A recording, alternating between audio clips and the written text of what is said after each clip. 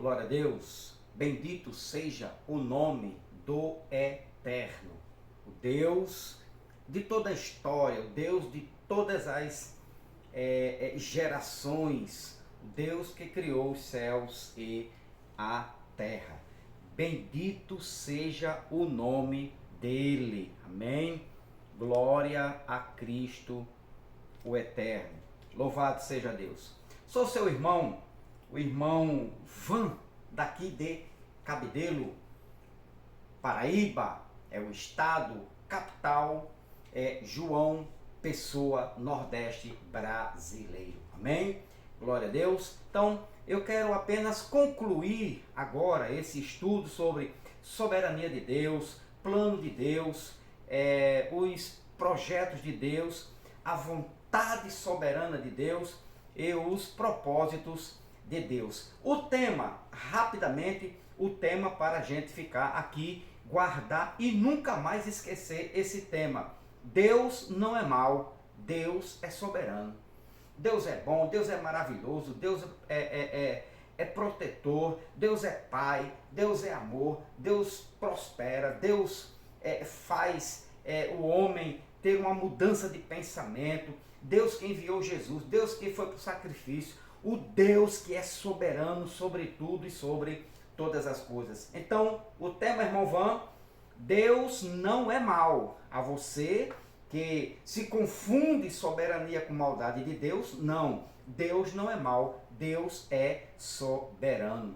Não confunda, você que é pregador da graça, você que é pregador aí da soberania de Deus e não entendeu ainda a soberania de Deus, não confunda soberania de Deus com maldade. Ou seja, se você ainda não aceitou pelas Escrituras ou não procura entender as revelações do Deus soberano, como diz a Bíblia, como diz as Escrituras, a soberania mediante os seus planos, seus projetos, sua vontade, seus propósitos, você vai dizer, se você não entende a soberania de Deus dentro desses projetos, dos decretos de Deus, você, meu irmão ou minha irmã, você vai dizer que Deus é mau, Deus é injusto e Deus é pecador. Deus não é mau, Deus não é injusto e Deus não é pecador. Deus é criador, o artigo definido, masculino, singular. Deus é o criador, Deus é o soberano, o eterno, né? Ou o Iavé, o Deus único, santo e soberano. Vamos lá? Então, então vamos aqui. Então vamos ver, resumindo aqui nesta conclusão desse estudo sobre a soberania de Deus, que eu trouxe até hoje para você, até aqui a gente tem estudado, certo? O exemplo, eu vou concluir com os 3 personagens principais. Eu poderia citar uma dezena de versículos aqui, dezenas de textos, eu poderia até ter me dedicado mais para poder ter trazido melhor conhecimento, mas eu acredito, meu irmão, minha irmã, que foi o suficiente para a gente ter crescido, para a gente ter aprendido e ter desenvolvido melhor a compreensão desse Deus soberano sobre as coisas espirituais e as coisas materiais. Amém? Ou coisas físicas, visíveis, as invisíveis e as invisíveis, né? Governada dentro deste projeto, planos e propósito do Deus soberano. Então, olha o que diz João, capítulo 10, livro histórico de João, no capítulo 10, no versículo 26, diz: mas vocês não creem em mim, porque não são as minhas ovelhas, né? Quando os discípulos, os doutores da lei, os judeus indagavam Jesus, disseram: mas por que nós não cremos? Até quando tu vai nos deixar suspenso, né? Sobre o teu ministério, sobre os filhos de Deus, os que são e os que não são? Porque nós também não cremos nos teus milagres ou nos teus feitos. E Jesus disse: vocês não creem em mim porque não são, olha só, irmão, não são, vocês não são. Existem os que são e existem os que não são de Deus. E esse grupo aqui não são, segundo Jesus, das minhas ovelhas. Mas Jesus disse umas coisas mais importantes, quer dizer, mais detalhada, né, sobre a soberania de seu Pai. Olha o que Jesus fala, né, do seu Pai em João capítulo 12, está aqui, está nos vídeos aí, se você procurar sobre a soberania de Deus, mas eu quero mandar aqui, concluindo, esses três personagens bíblicos, e João capítulo 12, agora aqui, ó, no capítulo 12, e o versículo 39, olha o que Jesus fala sobre a soberania de Deus, o seu Pai. Ele diz, mas o povo não podia crer, lembra? Pois, como Isaías também disse, 40, olha o que Jesus concorda com Isaías. Jesus não disse que Isaías foi um herege, Jesus não disse que Isaías foi um mentiroso, e nem ele disse que Isaías lançou um versículo solto, né? um texto isolado, um versículo... Não, ele pelo contrário, Jesus concorda e afirma o que Isaías disse, ou o que Isaías escreveu. O Senhor cegou seus olhos, Jesus falando sobre Isaías, e endureceu seu coração, para que seus olhos não vejam e seu coração não entenda, né? E não se voltem para mim, nem permitam que eu os cure. Voltar para mim seria a conversão, né? Ou a libertação. Os olhos espirituais iriam se abrir e eles seriam curados, convertidos e seriam salvos. Mas Jesus disse que não iriam salvá-los, não, eles não iriam entender e não iriam ser convertidos. Por quê? Porque Deus assim o destinou para isso. Deus os predestinou para este fim, para que este grupo de pessoas que até os dias de hoje tem seus olhos, seu coração seriam endurecidos, né? E os seus olhos não iriam ver, não iriam entender, não iriam compreender, não iriam aceitar, até nos dias de hoje não aceitam. Por quê? Porque Deus assim fez com que essas pessoas não entendessem, não compreendessem, e Deus não permitiu, né, que a palavra descesse ao coração para que eles não fossem curados e nem fossem salvos. Amém? Glória a Deus. Agora, olha o que é que Paulo diz sobre o seu Deus. Olha o Deus soberano do apóstolo Paulo. Paulo diz, o meu Deus enviou a operação de um poder na mente, um poder do erro, o poder da mentira, na mente de uma multidão de pessoas, para que elas acreditem na mentira e não sejam salvas. Pode isso, pregador da graça? Olha o que é que Paulo diz, olha o que foi que o Deus de Paulo fez. Só para a gente concluir aqui rapidamente, olha o que é que o Deus de Paulo fez. Aqui, 2 Tessalonicenses, capítulo 2, versículo de número 11, diz, o Deus de Paulo fez, quem disse foi Paulo, o herege, Paulo, o mentiroso, Paulo. Vamos lá. 2 Tessalonicenses, capítulo 2, versículo 11, Paulo diz, portanto, Deus fará que sejam enganados e eles crerão nessas mentiras. Ou seja, para que eles crescem na mentira, eles precisavam ser enganados. Quem enganou? Deus. Quem disse isso? Paulo. Se há algum mentiroso, Paulo. Algum herege, Paulo. Paulo citou aqui algum texto isolado? Não. Paulo disse que ele estava falando uma grande heresia? Não. Paulo foi ensinado pelo Cristo ressuscitado. E Paulo diz, portanto, Deus de Paulo fará que sejam enganados. Quem fará? Paulo. E eles crerão nessas mentiras. Não serão salvos, nunca crerão na verdade, nunca, né, foram convertidos, nunca foram salvos em Cristo Jesus. Se você ver para o 12, olha o 12. O 12 diz, então serão condenados por ter prazer no mal, em vez de crer na verdade. Lógico, o Deus de Paulo cegou o entendimento dele, endureceu o coração segundo Jesus, não permitiu que a palavra descesse ao coração, não operou, né, a verdade nele, a conversão. Pelo contrário, o Deus de Paulo operou nele, né, a operação do erro, do engano, para que eles crescem. O Deus de Paulo fez com que multidões de pessoas crescem na mentira. Outra coisa aqui também que a gente pode ver, o Deus de Paulo também disse: o meu Deus endureceu o coração de pessoas e lhe deu um espírito de entorpecimento, ou seja, de um sono profundo, olhos para não ver e ouvidos para não ouvir, e sejam curados e sejam salvos. Deus não permitiu, Deus não quis que uma multidão de pessoas no dia de Paulo não fossem salvas. Não foi a carne que não operou a salvação, não foi a lei, não foi Moisés, não foi nada nem ninguém. Foi o próprio Deus de Paulo que deu uma operação de um profundo sono, ou seja, para que eles não crescem na verdade. Foi o próprio Deus de Paulo que operou. Romanos, capítulo de número 11 e o versículo de número 7. Olha o que é que diz o 7, diz: portanto, a situação é esta: a maioria do povo de Israel não encontrou o que tanto buscava, mas uns poucos aqueles que Deus havia escolhido, poucos que Deus, não a maioria, não todos, mas uma boa parte.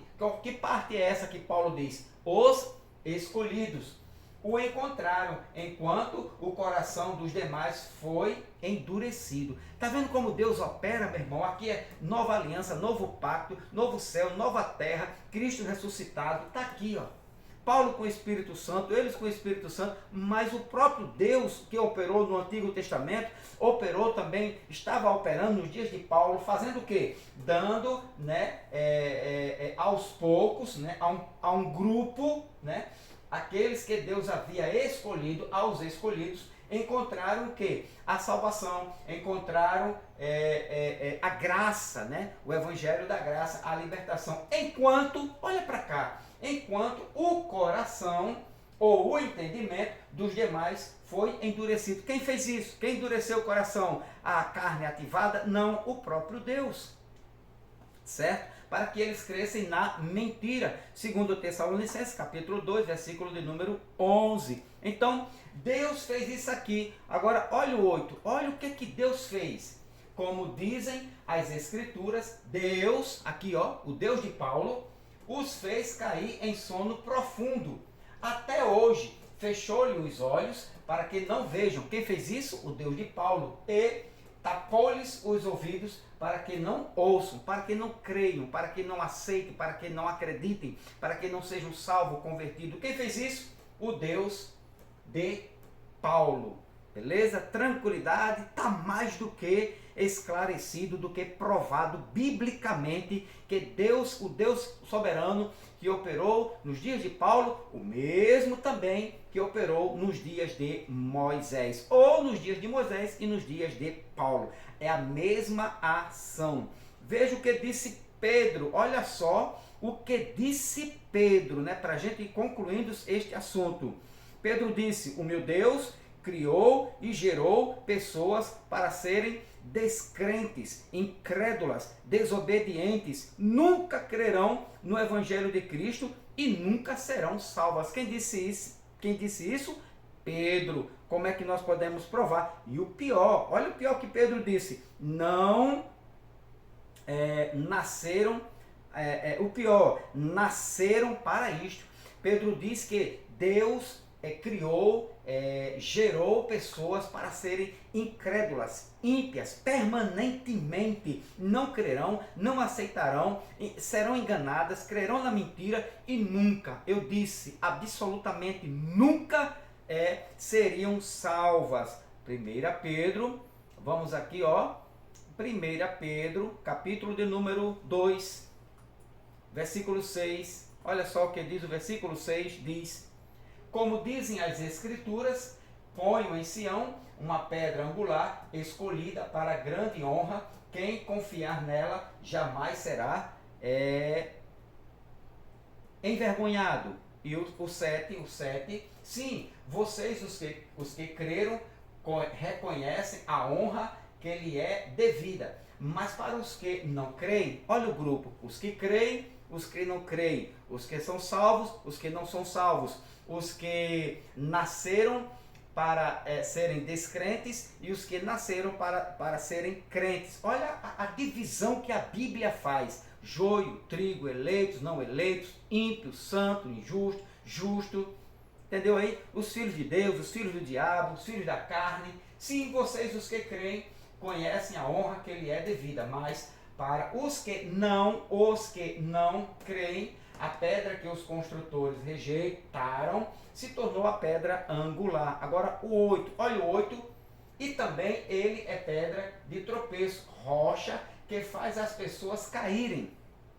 Quem é que faz as pessoas caírem? A rocha, não é a carne ativada, meu amado, não é a carne. O Senhor se equivocou, o Senhor acelerou, atropelou-se e errou no entendimento. Quem faz as pessoas caírem é a rocha, a pedra de tropeço. É aquela que diz: você vai nascer salvo, você não vai, você será ímpio, você será santo, você será justo, você não será justo. Quem cria, quem forma no ventre da mãe é o Deus de Pedro, Deus de Paulo, Deus de Jesus. Pessoas caírem, tropeçam porque não obedecem à palavra e, portanto, deparam com o destino planejado para elas, beleza? Olha só, o destino delas é não crer, o destino delas é serem atropeladas, o destino dessas pessoas é nascerem e morrerem incrédulos, descrentes, ímpios. É pedra de tropeço e rocha que faz cair. Os que não creem tropeçam. Por quê? Desobedecem à mensagem, para o que também foram destinados para tropeçar, destinados para desobedecer, destinados para não serem salvos, destinados para não herdar a vida eterna no reino eterno de Cristo Jesus. Agora, Judas, meu amado, todo o Novo Testamento está cheio, repleto, revelado, né, do Deus soberano que governa o bem e o mal e endurece o coração do homem. Judas, não Judas os Iscariotas, aquele que traiu Jesus, não, o Judas, meio-irmão de Jesus por parte de Maria, de sua mãe. Judas não omitiu, não escondeu e nem mentiu quando disse: o meu Deus, quem disse foi Judas. Olha o que Judas disse: o meu Deus, depois que libertou seu povo do Egito, destruiu. Olha a expressão de Judas. Ele libertou um povo e destruiu o restante, né? Todos os que não creram. Judas, vamos lá para Judas, vamos ver a expressão de Judas, versículo de número 1, um capítulo e um versículo, ele diz: Judas, servo de Jesus Cristo, irmão de Tiago e irmão de Jesus, por parte de Maria, aos que foram chamados, amados por Deus Pai e guardados por Jesus Cristo. 2, o 2, misericórdia, paz e amor sejam multiplicados a vocês. O 3, amados, embora eu estivesse muito ansioso para escrever a vocês acerca da salvação que compartilhamos, senti que era necessário escrever, insistindo que batalhassem pela fé de uma vez por todas, confiada aos santos, os eleitos, predestinados, escolhidos de Deus. Pois certos homens, cuja condenação já estava sentenciada, predestinadas há muito tempo, infiltram-se dissimuladamente no meio de vós. Estes são ímpios, transformam a graça de nosso Deus em libertinagem e negam Jesus Cristo, nosso único soberano, né, e Senhor. Soberano, único soberano e Senhor. Agora, olha o 5, Embora vocês já tenham conhecimento de tudo isso, quero lembrá-los de que o Senhor libertou um povo. Olha só, o que Judas tem a ver em falar isso? Isso é graça, isso é Novo Testamento, Novo Pacto, Nova Aliança, né? Isso aqui, Judas já está depois da cruz, mas Judas ainda traz detalhe para esta igreja, para este povo do primeiro século, que, embora vocês já tenham conhecimento de tudo isso, quero lembrá-los de que o Senhor libertou um povo. Pronto, Deus libertou o povo do Egito, mas esse mais aqui, ao complemento, posteriormente destruiu os que não creram, ou seja, matou os que não creram. Quem fez isso? O Deus de Judas. Embora você já tenha, ele diz aqui, ó, quero lembrar que o Senhor